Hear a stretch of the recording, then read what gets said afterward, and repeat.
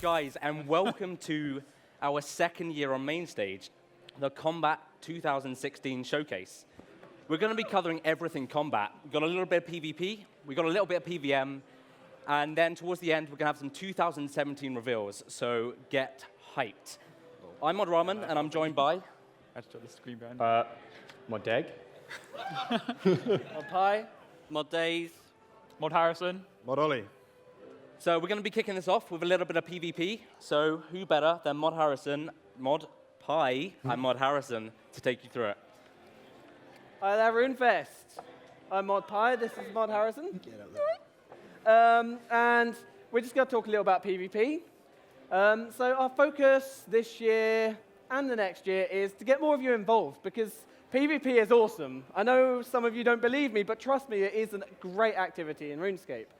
And we've got a couple of really cool things for you coming up in the next few weeks, actually. It's coming out really soon that we'd like to introduce you to. One of them is Deathmatch.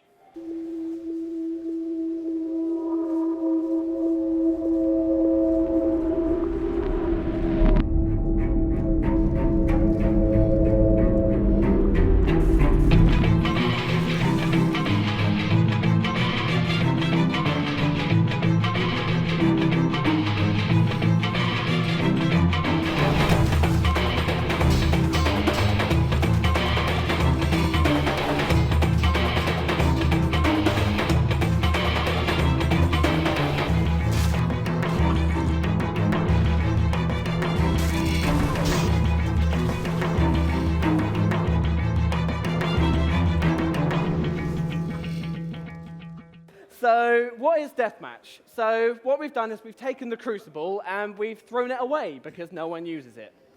And what we've done is we've turned it into an arena where 30 of you go in. Everyone can beat the living snot out of each other. It's all versus all, but it's safe death. So what we're seeing is you go in your best gear. We're even going to provide you food like bandages, like Castle Wars. You're all going to beat the living crap out of each other, have some fun. If you're not so good at PvP, then that's fine, because actually we've got power-ups in there. So you've got some armor. Some of my personal favorites is you get to summon an army of chickens to fight for you. You get to turn everybody else's, apart from yours, of course, all of their food into cabbages, because that's useful, right? And you go in there, you have a laugh, and you come out, and then you get some cool rewards for it. And my favorite reward, I think, is the ability to bottle up the Ooglog pools and take them with you anywhere in a cool new flask. You can also get some untradeable tier 65 power gear and some untradeable food if you're interested in doing the more serious side of PvP. And speaking of the more serious side of PvP, what else do we have in store for them? So following the release of Deathmatch, we'll be releasing Bounty Hunter. So we talked about Bounty Hunter a lot on the forums. We put out a news post about it so we could really get your feedback for it to make sure it's going to be as good as it possibly can be for all you people doing PvP. So the main reason we want to do Bounty Hunter is to introduce a new form of money making. So it'll tie into the shop with Deathmatch that's going to come out. And hopefully this will be a good incentive for all the hardcore PvPers to really get out there and try and kill each other. Because at the moment it seems like you just have to go and kill bosses at the moment. Like, PvP is a fun minigame and it's good. It should be making money for you. So what we'll be doing with Bounty Hunter is we'll be releasing 2 new systems with it. We'll be releasing an emblem system and we will be releasing a brand new ELO system. So I'm going to talk about the emblem system first. And the way it will work is we'll have 10 tiers of emblems and you'll start at level 1. And as you progress and kill your bounties, you'll basically be building up your tiers of emblem. You can trade these emblems in for points at the bounty shop. And this is what leads into the money making that we're talking about. So for the ELO system, there'll be 14 new tiers of ELO that you can be placed in, and these will update weekly. Basically, each week, for the first week, for example, you'll all be placed in the same one. So you'll all be out there in Bounty Hunter, and you'll all be killing each other, trying to compete to get to the best of that rank. And then each week, we'll place you, and it will be a viewable high score module, basically, where you can really see who's the best out of what tier you're in. So that about covers it, really, for Bounty Hunter, what we're going to release.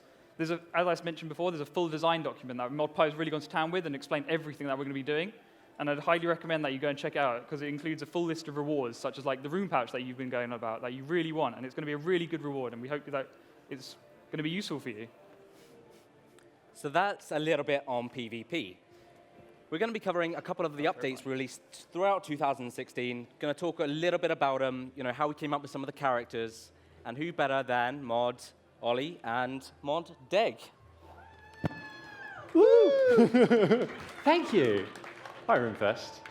So, one of the big updates that released this year was something that we talked about in the 2015 content survey that we put out, where you told us what you wanted to play in the coming year.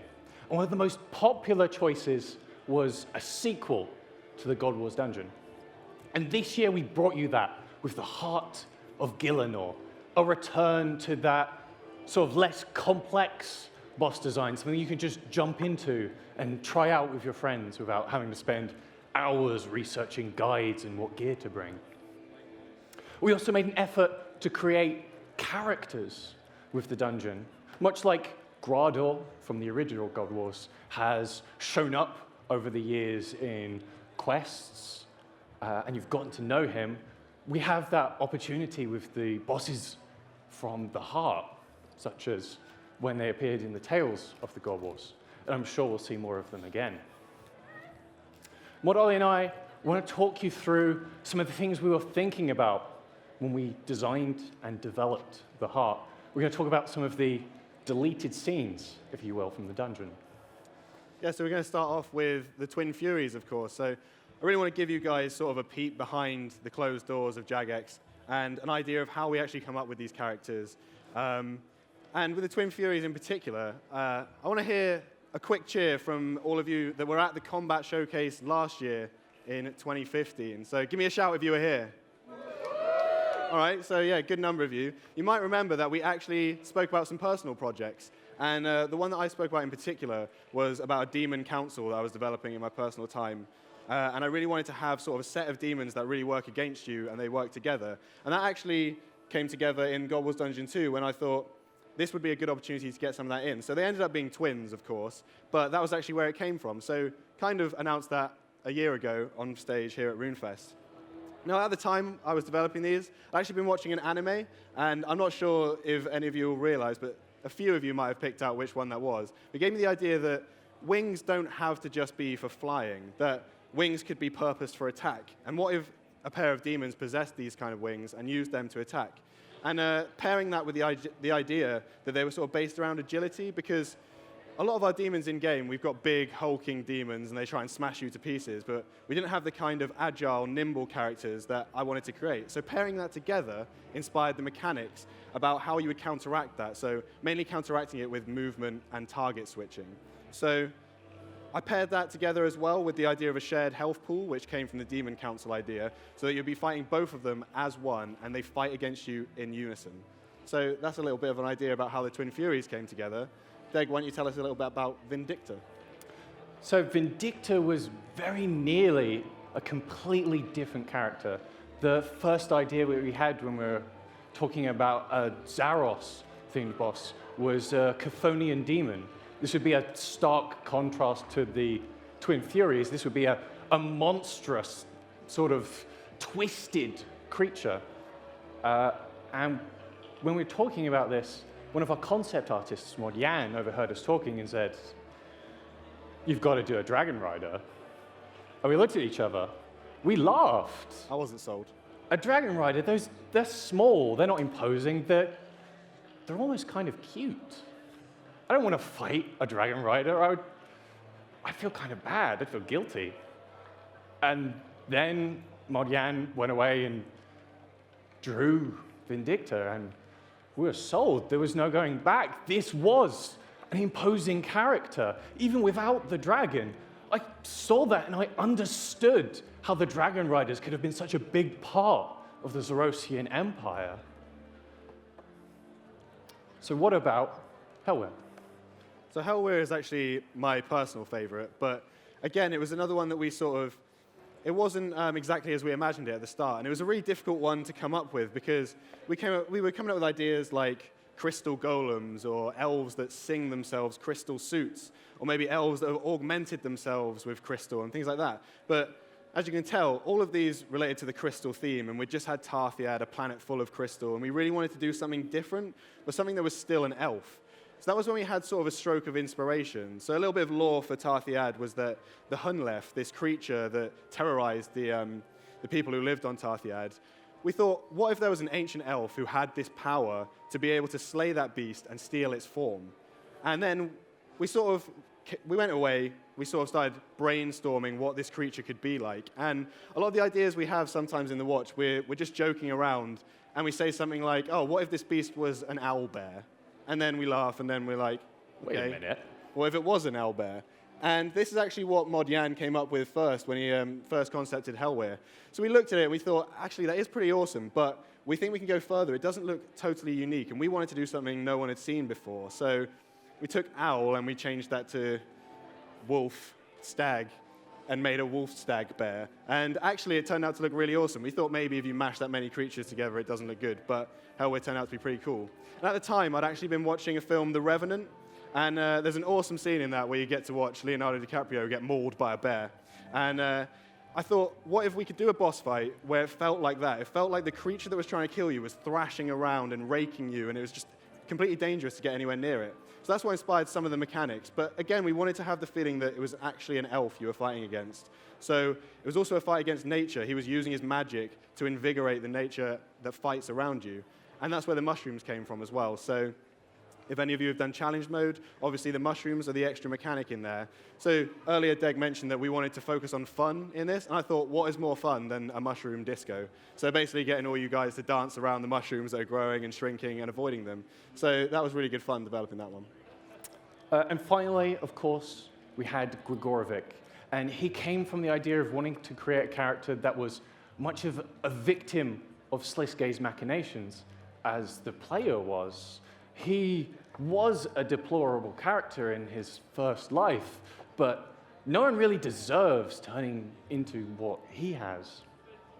You kind of get the sense that Sliskay's pulling his strings. His original design that we had was even more puppety, and it's kind of come through in the final version. You'll notice when he first appears in his arena, he's dragged from the floor as if by an invisible string.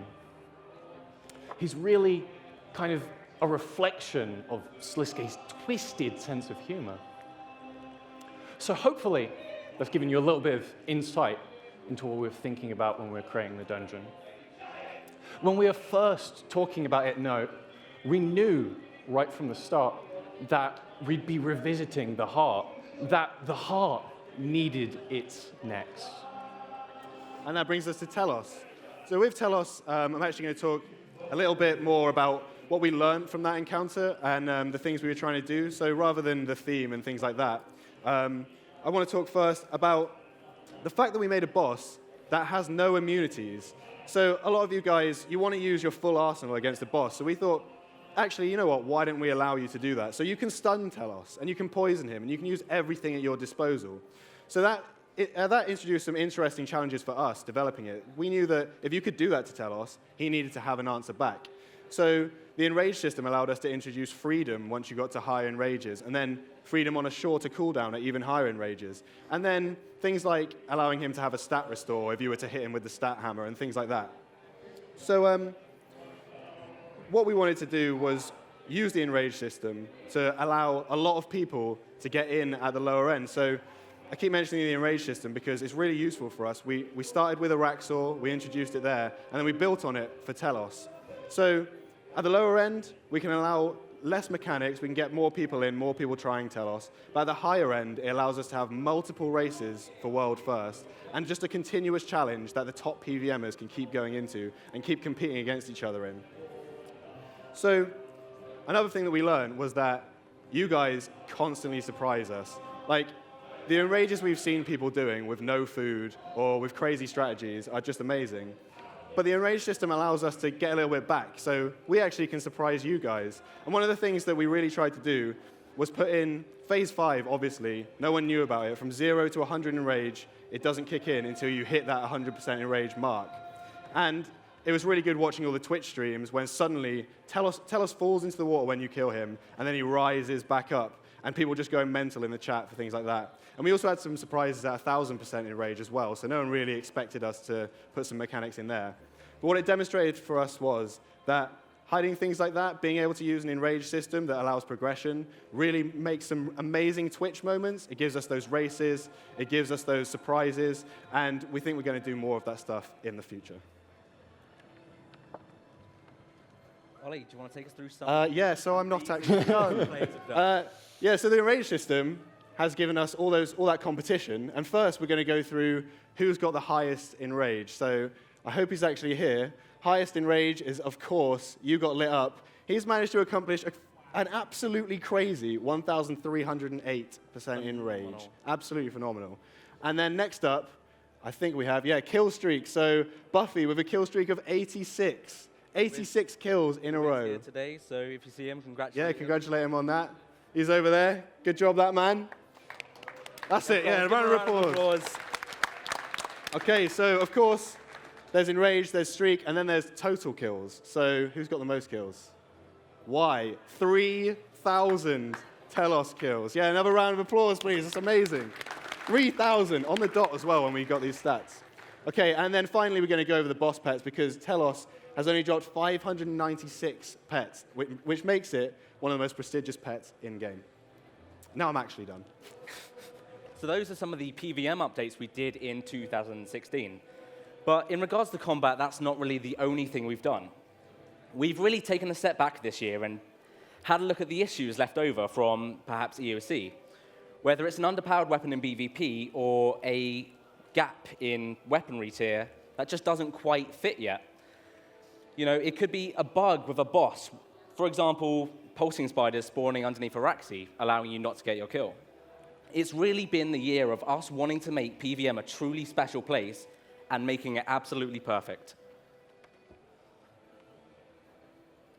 So the guys that will be making these changes are, of course, the Combat Council, which consists of us guys here, and there's a bunch of other us amongst the RuneScape development team. So we're constantly trying to monitor combat because it's such a core part of gameplay. Like, combat needs to be working. It needs to be a healthy part of the game in order to make sure that, you know, you guys are having fun, the game's playable for things like Slayer, bossing, even PvP, like we mentioned earlier.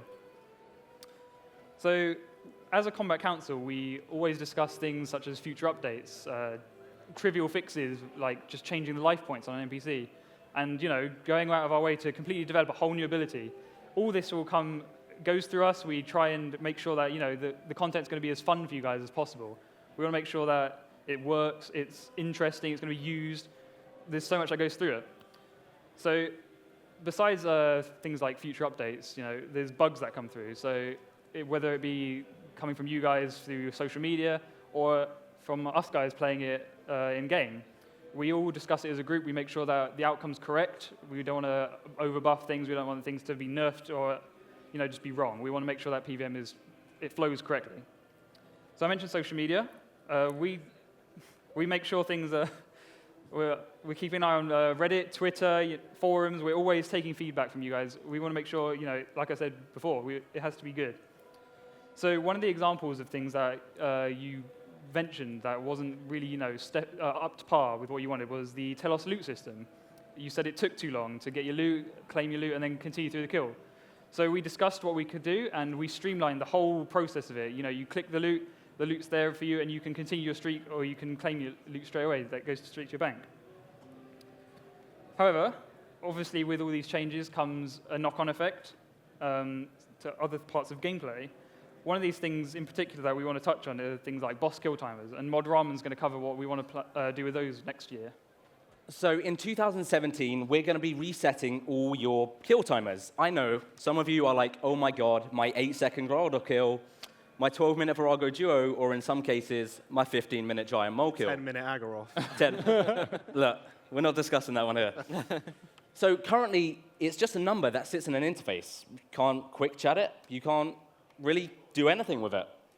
So when we do reset, we're going to be introducing a high score system and seasons. So when you do all your amazing, amazing kill times, you'll be pitted against your friends. You'll be able to see how you rank. You'll be able to see how you rank globally. I am so excited to see people getting back into speedrunning kills. I myself will be headed back to Nex. You know it. So, moving on from bosses for a moment, we're going to move on to Slayer. So, the first thing we want to look at is low-level Slayer. It might not be glamorous to a lot of people in the room, but it's something that we need to address. It's the entry point to combat in our game. So, we're going to try and even that out and make it a nice, smooth curve. The other thing that probably interests you a lot more is we're going to take a look at the high-level Slayer mobs. We released 4 new mobs last year, and we're not afraid they didn't go down that well. Who's a fan of Ripper Demons in here? 2 people. Okay, yes, there we go. So, yeah, we tried to do a high-intensity, high-risk fight with big rewards, but it just didn't work. You said that's not what you wanted from Slayer. So what we're going to do is we're going to rebalance them. We're going to pull back on some of the difficulty. So rather than it being a one-hit KO, maybe it's just a high-damage attack, or we give you a bit more time to anticipate the attack before it hits. So hopefully, after the changes we make, there will be less skipper demons and more Netflix and kill.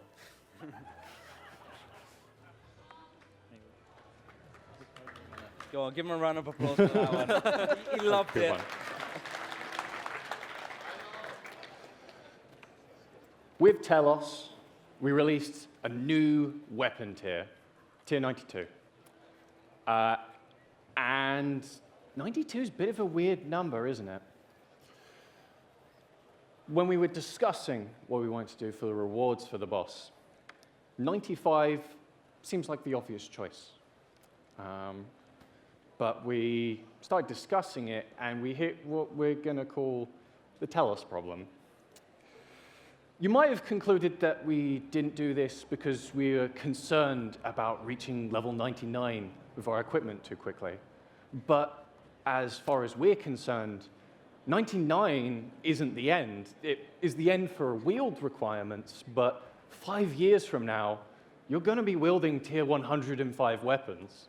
There's a really, really early reveal for you there. So what was the reason we didn't do this? What was the problem, and how do we fix it? So we had a big talk about this, and I'm just going to come out and say it, because it's what we're all thinking, right? NPCs suck. Like, I'm not joking. Like, unless it's a boss, every single NPC in the game right now is just being fed into the meat grinder that is your Nox side. Am I wrong? So, like, this is currently how we see it. So, ooh, pretty. Not seen the animation yet. So this is how we see it. You're sat there with your tier 90s, or tier 85s are quite easy, and general mobs are sat around tier 85. And what that means is when we release TELOS, and we're like, yeah, tier 95 gear, you're like, so? I've got my Nox side, I don't care. So what you're going to see coming is we're going to flip that, and NPCs soon are going to get way beefier. The reason why we're doing this is that when we do release TELOS, well, immediately your new weapon has a use, and more people want to use it. And then when we release the next NPCs, they get tougher still again. And this is a cycle we want to reinforce. Now, why would we want to do that? So in the coming year, in particular, we're going to focus on broadening the gear tier. That means at the top end, you're going to have more meaningful choices, more viable choices. There'll be a lot of weapons with particular uses that you are going to be choosing from for a specific encounter, specific situation. It also means, in 2017 in particular, NPCs are going to be getting ripped. They're going to have more defense, attack, and hit points, but not necessarily more mechanically complex. But the good news for you is that all of a sudden your gear is going to feel a lot more effective. When we bring a new piece of gear in the game, it's not just going to go to lit. It's going to go to everybody, because everybody is going to want it. Everyone's going to want to use it. That means that when we do drop new gear, you can sell it to more people. It keeps its price longer. The NPCs are harder, so again, it keeps its price longer, lets more people get mad bank on release day, and everyone's a bit happier. So what are we going to do to enforce this in 2017? So we're going to get into some of the reveals. Obviously, you need a use for all them weapons and armors. You need a use for all the new awesome abilities we may be adding. So the first reveal, Mod Ollie is going to take you through it, and it's something you may have heard about, but he is going to delve deeper into it. What do I need this? You're going to click. Okay. I don't know what any of these buttons do, but I'm going to work it out on the fly. So in 2017, we're going to be releasing something you may have heard before. It's called Shattered Worlds. Yes, it worked. So Shattered Worlds, actually, Mod Osborne spoke about this a little bit at the Summer Summit. We ended up postponing it because we released skill pets because we knew you guys wanted that from the survey. But Shattered Worlds is somewhere we want you to be able to take all this top-tier equipment and solve the problem we've just been going over. So it's going to be a constant challenge that grows and evolves, and you can always take this top-tier gear for use there. So here's a little shot of Shattered Worlds. So to describe it to you a little bit, it's a procedurally generated endless mode where you leap through portals between these shattered worlds that are floating in the abyss. So on these worlds, you might have strange combinations of environments and monsters that you haven't seen before. So things around RuneScape you recognize, but framed in a new way. And the kind of things you might find on these islands are not only the monsters there, but mini-bosses, or rare spawns, or maybe secrets and shops, things that mix up the gameplay for every island you go to. And the aim is to delve deeper into these worlds and try and do it in a good time. So here, actually, you can see at the top, we have mutators active. So mutators are things that mix up the gameplay as well. Here, there's the explosive mutator active, and that means that when you kill an enemy, it explodes, dealing damage around it. So you might want to make sure you're far away from this enemy when you kill it, or you might want to make sure it's near other ones so that it damages them as well. And there's a number of mutators that can be applied, so here you see a few of them. And the mutators work together to change the way the gameplay pans out between these different worlds the deeper you go. So here we have the soaking mutator. That might mean that clouds spawn raining down upon this world. And then maybe you get the electric mutator as well. So when you hit an enemy, it has a chance to spawn a lightning strike. And combined, that means the lightning strike is going to be conducted by the water, and enemies that are wet will be affected more by the lightning strike. And there you can see a few other ones as well. But that's just some of the ways that we're keeping the gameplay throughout Shattered Worlds dynamic and different and fresh. So every time you visit a world, you're normally going to be seeing a brand new, unique experience, a new combination of monsters, environments, and mechanics. But we're also going to be releasing a challenge mode. This will be a set world that rotates on a weekly or monthly basis that will be fixed and set for anyone who tries it. This means there is a fair and level playing field for everyone competing. You're going to be able to fight for leaderboard positions on seasonals. You're going to be able to see how well you're doing next to your friends and next to the rest of the RuneScape community. The best performers in these seasons are going to unlock temporary cosmetics to show off, I am a champion, I am one of the best at delving into these new worlds. That's the next bit. Someone wants to. Shattered Worlds, everyone. So the next one is something I'm so excited about. With the player survey that went out last year, your survey results, the survey we obviously sent out, it really showed that you love a little bit of combat, whether it's just a cheeky bit of Slayer or it's high-intensity bossing. It really helped shape the year ahead. So the next thing up in 2017 is going to be brand new Slayer dungeon. I am so hyped for the possibilities of what this entails, and Mod Days is going to take you through some of them exciting things. When it came to designing this new Slayer dungeon, we really wanted to push the boundaries of what you guys expect. Like, we've done quite a few Slayer dungeons in the past few years, and we didn't want it just to be more of the same. So we looked at Slayer as a skill. Like, you're on your task, you're killing things, you're getting XP, you're getting this awesome loot, and then suddenly halfway through the task, your inventory's full, and now you're not doing a Slayer task anymore, you're playing inventory management, the mini-game. It's like, do I pick this up? Do I drop that? Do I alch that? Do I disassemble this? So what we're going to do is we're going to mix this all up, and we're going to put a rewards chest in the center of the dungeon. And as you kill mobs in this dungeon, all of that loot is going to go straight into there. So once the task is complete, you head to the chest, grab your loot, and you're on your way. On top of all this, we're going to make the chest upgradable. So the longer you spend at this dungeon, the chest is going to upgrade so it can store more loot. It'll increase the drop rates in the dungeon, or maybe you could even gamble all of your loot for a chance of a unique reward. So what's in the dungeon? We really wanted to listen to your feedback. So everything in this dungeon is going to fall under one Slayer task. And at the start of the dungeon, the mobs are going to be a little bit easier, a little bit less intense, more AFK. And the deeper you go, the more difficult, hard the mobs become. But they're also going to become more rewarding. And then at the very end of the dungeon, there's going to be a door. And behind this door, a Slayer boss. Just like Ascension dungeons, this is going to need a key to enter, which will drop from the various monsters around the dungeon. If you're not feeling up to the boss, you can sell this for a decent profit. So that all sounds good, yeah? Well, we didn't want to stop there. We really wanted to push the boundaries with this dungeon. What could we do? So how about a Voice of Seren effect, where every single hour, a different monster becomes more valuable, has a better drop rate, has a chance of really awesome rewards? What about kill streaks? If I target this monster over here and build a kill streak, suddenly I get a bonus on this one over there, encouraging you to move around the dungeon.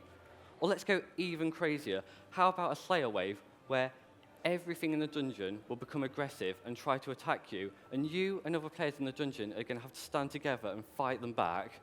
And if you win, then you get a really good reward. So let's sum this up. We've got a scaling dungeon the deeper you go. We've got a rewards chest that's going to contain all your loot and unique mechanics to be different than anything that's come before. All of this means that you'll be able to choose the Slayer experience that suits you. I'm finally going to sit back and just be a noob and get my 120 Slayer very slowly. I'm looking forward to my cape. Ollie, do you want to take us through the next thing? Yeah, so the last reveal we have for you is something we're able to do once we've released a new Slayer dungeon next year and once we've got Shattered Worlds. So we've solved that problem of where you can use that top-tier gear. And finally, we can release maybe tier 95 weapons or tier 95 armor. And that is a new solo boss. So here we go. We've got a new solo boss here. These are some ideas. They're just sketches at this point. And as I was saying earlier, we have a process of how we come up with solo bosses and things like that. And they originate a lot from sketches and things that the concept artists do. So here, there's a few ideas, but I want you guys to look at them and decide what you might think the mechanics could be and which one looks like a favorite to you. Because later on in the RuneScape Reveals talk, Mod Osborne and Mod Mark are going to go over which one of these it might be and also show you a more detailed concept with some ideas of mechanics. So that's pretty much it for the combat showcase. I hope you enjoyed some of the exciting things we had to show you, some of the things we discussed. It's pretty much us out. Thank you very much. Okay.